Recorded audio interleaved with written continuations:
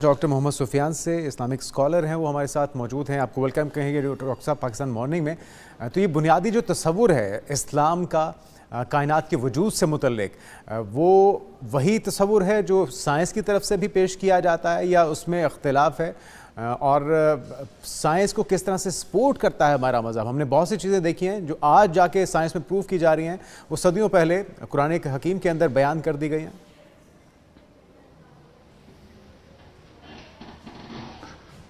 Thank you very much Junaid and Ishal. I am happy to be here. السلام علیکم تمام ناظرین کو. بسم اللہ الرحمن الرحیم.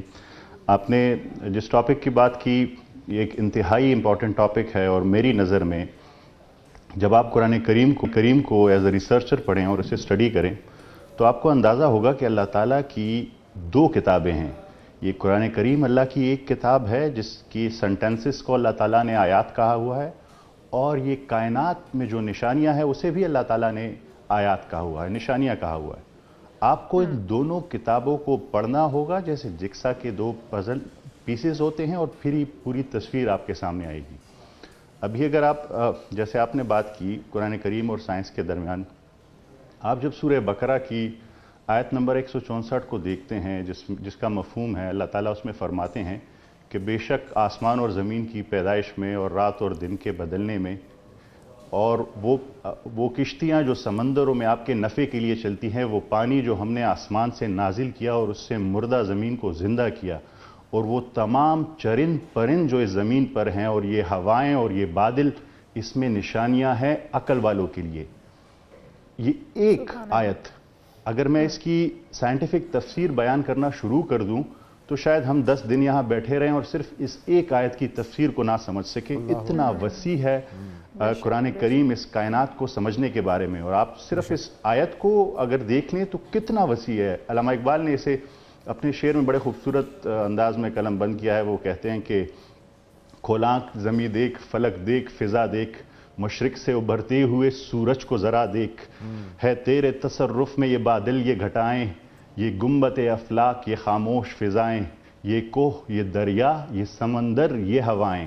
یعنی ان تمام چیزوں پر ہمیں سوچنا ہے، اسے ہمیں سمجھنا ہے. یہ آسمان اور زمین جو ہے یہ بنا مقصد کے پیدا نہیں ہوئے.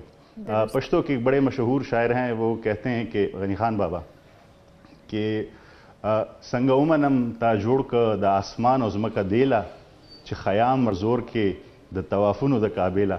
اس کا سمپل مطلب یہ ہے کہ یہ آسمان اور زمین اللہ تعالیٰ نے بے مقصد پیدا نہیں کیے. اسے ہمیں سمجھنا ہے، اس پہ غور کرنا ہے، اسے فکر کرنا ہے. اور اس پر جتنا غور و فکر کرتے ہیں ہم ڈوبتے چلے جاتے ہیں. ڈاکٹر محمد سفیان صاحب آپ سے جاننا چاہیں گے کہ جدید سائنس کے جو بگ بینگ نظریہ ہے، تعلیمات اس کے حوالے سے کیا کہتی ہیں؟ اور کچھ لوگ یہ بھی کہتے ہیں کہ سائنس اور قرآنی تعلیمات میں بہت ڈفرینس موجود ہے. لیکن ہم نے یہ دیکھا کہ سائنسدان بھی، بڑے بڑے سائنسدان بھی اب یہ ماننے پر مجبور ہو چکے ہیں کہ سائنس جو کہتی ہے یا جو آج سائنس مان رہی ہے قرآن مجید میں اس کا ذکر بہت پہلے کر دیا گیا ہے، اور سائنس تو بس اس تک پہنچ رہی ہے. اب قرآن مجید نے تو پہلے ہی بتا دیا. تو اس بارے میں بھی بتائیے گا. بالکل ٹھیک کہا آپ نے ایشل. دیکھیں میکس پلانک جو ہے وہ نوبل پرائز ونر ہیں، کوانٹم تھیوری کے فاؤنڈر ہیں.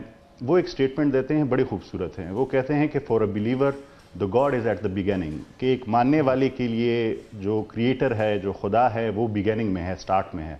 And then he says for a physicist the God is at the end of every consideration. ایک physicist کے لیے، ایک سائنسدان کے لیے خدا ہر چیز کے انتہا پہ ہے.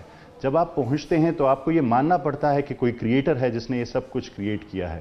تو میرے خیال میں جیسے آپ نے کہا یہ تضاد میں نہیں ہے. Science is just a method of study جس کے ذریعے سے آپ اللہ کی دوسری کتاب اس کائنات کو سمجھتے ہیں. اور جیسے آپ نے بگ بینگ کی بات کی، آپ حیران رہ جائیں گے جان کے کہ جب ہم سورہ انبیاء کو پڑھتے ہیں اور اس کی آیت نمبر 30 کو پڑھتے ہیں تو وہاں پہ اللہ تعالیٰ بہت کلیئرلی بیان کرتے ہیں، اور 4 آیتوں کا ایسا سلسلہ ہے کہ جسے کوئی رد نہیں کر سکتا. اس میں اتنا پرفیکٹلی اس کائنات کے سٹارٹ کو، اس بگننگ کو بیان کیا گیا ہے 1400 سال پہلے کہ جسے ہم دیکھیں تو حیران رہ جاتے ہیں. میں نے جب پہلی دفعہ اسے پڑھا تو میں سچ بیان کرتا ہوں کہ ایسے کہیں جیسے رونگٹے کھڑے ہو جاتے ہیں انسان پہ. وہ آیت کہتی ہے کہ اولم یر الذین کفروا ان السماوات والارض کانتا رتقا ففتقناہما وَجَعَلْنَا مِنَ الْمَاءِ كُلَّ شَيْءٍ حَيٍّ، کیا دیکھتے نہیں ہے یہ کافر کہ یہ آسمان اور زمین باہم ملے ہوئے تھے اور ہم نے اسے جدا کر دیا اور پانی سے پیدا کیا ہم نے ہر زندہ چیز کو. صرف اس ایک آیت کو دیکھیں کہ جو بگیننگ سائنس جو ہے وہ billions of dollars of research spend کرنے کے بعد اور صدیوں کی ریسرچ کے بعد اس پہ پہنچے کہ ہاں اس کائنات کی ایک بگیننگ ہے جسے قرآن کریم نے بیان کیا، اور وہ بگیننگ ہے بگ بینگ سے، کہ سب کچھ ملا ہوا تھا اور پھر جدا ہوا، وہ ایک آیت میں سمیٹ دیا. اور پھر سائنس یہ بھی کہتی ہے، میڈیکل سائنس، کہ زندہ چیز کی بنیاد ناسا کہتی ہے فالو دا واٹر، پانی ہے. تو ایک ہی آیت میں زندگی کا اوریجن بھی اور کائنات کا اوریجن بھی ایک ہی. یہ فصاحت اور بلاغت کی انتہا ہے. اور صرف یہ نہیں ایشل، آپ اس آیت سے آگے جائیں تو اس کے بعد اللہ تعالیٰ فرماتے ہیں وَجَعَلْنَا مِنَ الْأَرْضِ رَوَاسِيَ، ہم نے زمین میں رواسیہ ڈال دیے. آپ جب تھوڑا سا سائنس کو اسٹڈی کرتے ہیں تو آپ کو پتہ چلتا ہے کہ بگ بینگ کے بعد سب سے پہلی فورس جو وجود میں آئی وہ گریوٹی ہے.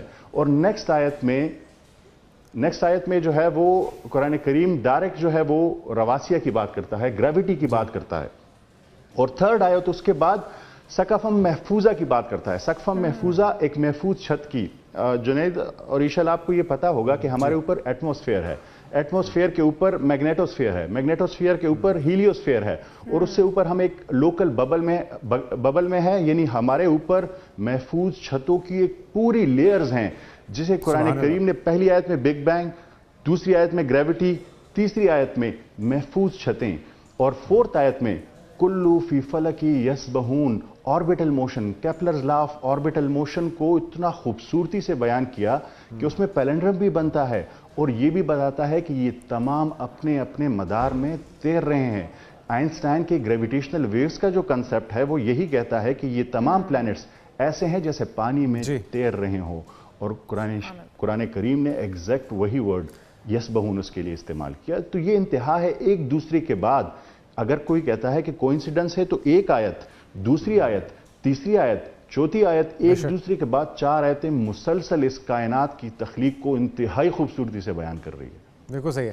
اچھا ڈاکٹر صاحب، یہ اگر معاملہ کچھ ایسا ہو جائے کہ سائنسی نظریہ قرآنی فہم سے مختلف نظر آ رہا ہو، تو ایک مسلمان کو پھر اس موقع پر کیا رویہ اختیار کرنا چاہیے؟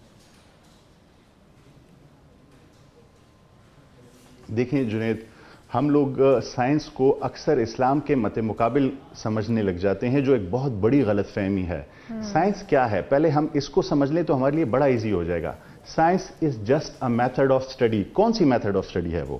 کہ آپ نے آبزرویشن کرنی ہے، ٹیسٹنگ کرنی ہے، ایکسپیریمنٹیشن کرنی ہے ان این ان بائسڈ وے، کہ آپ ان بائس ہوں. Observation, testing, experimentation. اب اسٹڈی میں کر رہا ہوں، سفیان کر رہا ہے، تو سفیان سے غلطی ہو سکتی ہے. قرآن کریم اللہ کا کلام ہے، اس میں غلطی نہیں ہو سکتی. تو میں ایک دفعہ آبزرویشن کروں شاید ٹھیک نہ ہے، دوسری دفعہ کروں وہ وقت کے ساتھ بہتر ہو جاتی ہے. تو science is just a method of study, اور وہ وہی میتھڈ ہے جو ہمیں قرآن کریم کہتا ہے. آپ کو پتا ہے قرآن کریم ہمیں کیا کہتا ہے؟ افلا ینظرون الی الابل کیف خلقت، کیا تم نے اس اونٹ کو دیکھا ہے ہم نے کیسے بنایا؟ آبزرویشن. آپ آبزرو کریں اسے کہ کیسے بنایا. دوسرا جو سائنس کا سب سے امپورٹنٹ ایلیمنٹ ہے وہ ان بائس، کہ وہ بائس نہ ہو. تو آپ کو میں ایک بڑی خوبصورت بات بتاتا ہوں. یہ عقل لفظ جو ہے قرآن کریم جب بار بار کہتا ہے افلا یاقلون افلا تعقلون، آپ کو اس عقل لفظ کا مطلب پتا ہے ایشل؟ اس کا مطلب ہے کہ جب آپ اپنے عربک میں ایکال سے نکلا ہے، جب اونٹ کا پیر رسی سے باندھا جاتا تھا یا عورت جب اپنے بال باندھتی تھی، تو میں بڑا حیران ہوا کہ باندھنے سے مطلب کیا ہے. جب آپ اپنے تمام ایموشنز کو باندھ دیتے ہیں، حسد کو، بائسنس کو، ہر چیز کو باندھ دیتے ہیں، اور پیور انٹیلیکٹ سے، اپنی سینسز سے پیور، بغیر کسی ایموشنز کے چیزوں کو سمجھتے ہیں، تو اسے عقل کہتے ہیں. میرے ایک بڑے اچھے دوست ہیں فرحان صاحب، انہوں نے اس ڈیفینیشن کو تھوڑا اور امپروو کیا. انہوں نے کہا کہ اس کا مطلب جوڑنا بھی ہے، کنیکٹنگ ڈاٹس. قرآن کریم میں آپ کو نشانیاں دی گئی ہیں، کائنات میں آپ کو نشانیاں دی گئی ہیں. آپ دونوں کو ملاتے ہیں، ڈاٹس کو کنیکٹ کرتے ہیں، تو آپ کو پوری تصویر کلیئر ہوتی ہے اور آپ اپنے خالق کو پہچان لیتے ہیں. اچھا ڈاکٹر صاحب، یہ بھی آپ سے جاننا چاہیں گے کہ آج کے دور کے نوجوان نسل کو دین اور سائنس کے تعلق کو کس طرح سے متوازن انداز میں سمجھایا جا سکتا ہے، انہیں دین کے قریب لایا جا سکتا ہے؟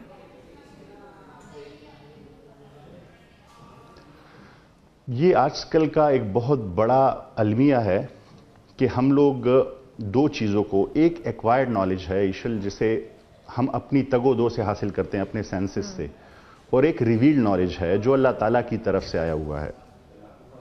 ہمیں اس دونوں نالج کو ایک ساتھ لے کے چلنا ہے. آج کل انفارچونیٹلی جو ہماری یوتھ ہے وہ دو چیزوں میں ڈیوائیڈ ہو چکی ہے. ایک ہم لوگ یونیورسٹیز میں ریویلڈ نالج کو نہیں سمجھتے اور ایکوائرڈ نالج حاصل کر رہے ہیں, اور مدرسوں میں ہم لوگ ریویلڈ نالج کو بہت اچھی طرح سمجھتے ہیں پر ایکوائرڈ نالج سے دور ہیں. یہ ایک گیپ بن گیا ہے. اس گیپ کو ہمیں فل کرنا ہے. ایک ایسے پلیٹ فارم بنانے ہیں جہاں پہ ایکوائرڈ نالج یعنی سائنٹیفک نالج کو بھی سمجھا جائے, اور ریویلڈ نالج یعنی اللہ تعالیٰ کی بھیجی ہوئی کتاب کو, حضرت محمد صلی اللہ علیہ وآلہ وسلم کی حدیث, سنت اور بتائے ہوئے راستے کے مطابق بھی ہمیں سمجھنا ہے. میں آپ کو ایک بڑی انٹرسٹنگ بات بتاتا ہوں. دیکھیں یہ سائنس جو ہے نا, جیسے جنید صاحب نے سٹارٹ میں بات کی کہ کیا یہ تضاد میں ہے, میں آپ کو بڑی ایک بات بتاتا ہوں, وہ آپ کو بڑی اچھی لگے گی. دیکھیں سائنس جو ہے, میں کہتا ہوں کہ یہ سائنس ہماری میراث ہے جسے ہم نے چھوڑ دیا ہے. میں اکثر جب یہ ویڈیوز بناتا ہوں تو کچھ لوگ جو اسکیپٹک ہوتے ہیں یا ایگنوسٹک ہوتے ہیں وہ نیچے کمنٹ کرتے ہیں کہ یہ جو سائنس جو بھی چیز ڈھونڈتی ہے آپ کہتے ہیں کہ یہ ہم لوگوں نے قرآن کریم میں موجود ہے اور یہ پھر آپ لوگوں نے کیوں نہیں ڈھونڈا. تو میں انہیں کہتا ہوں کہ آپ نے شاید ہسٹری نہیں پڑھی, آپ نے ابن ہاشم کو نہیں پڑھا, آپ نے ابن سینا کو نہیں پڑھا, جن کی کتاب 850 سال تک یورپ کے میڈیکل کالج میں پڑھائی گئی. دیکھیں حضرت محمد صلی اللہ علیہ وآلہ وسلم سے علم صحابہ کرام کو ملا.